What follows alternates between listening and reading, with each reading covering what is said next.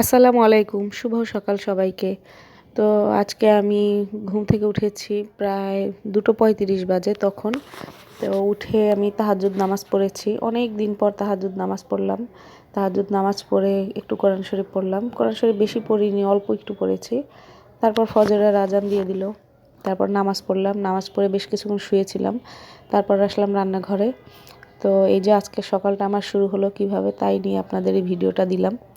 তো এই যে এটা হচ্ছে গিয়ে মুরগির মাংস, আসলে মুরগির মাংস না, এটা হচ্ছে মুরগির গলা, হাত, পা, ডানা, এরকম আর কি, হাড়গুলো। ওগুলো আমি আলু দিয়ে একদম কষা কষা করে রান্না করব। আর মাংসগুলো আমি ফ্রাই করে রেখেছিলাম। ওই যে বুকের মাংস টাংস কিছু নেই এখানে, শুধু মুরগির গিলা কলিজা আছে, হাড় মাংস এগুলো। তো এটাকে আমি একদম কষা কষা করব। আর এই যে সকালের জন্য রুটি বানিয়েছি, এটা এই হাড় মাংসগুলো আর কি রান্নার পরে রুটি দিয়ে খাওয়া হবে, আর বাকিটা দুপুরের জন্য।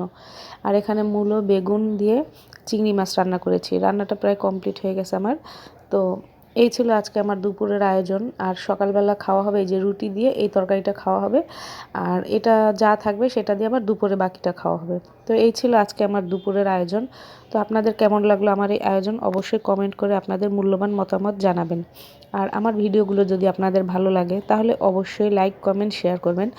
আর অবশ্যই সাবস্ক্রাইব করে আমার পাশে থাকবেন। তো বন্ধুরা, এখন হালকা শীত পড়েছে, তো সবাই সাবধানে থাকবেন আর গরম কাপড় পরে বাইরে যাবেন। তো যাই হোক, এই ছিল আজকে আমার ভিডিও। তো আপনাদের কেমন লাগলো তা জানাবেন। তো সবাই ভালো থাকবেন, সুস্থ থাকবেন। আল্লাহ হাফেজ।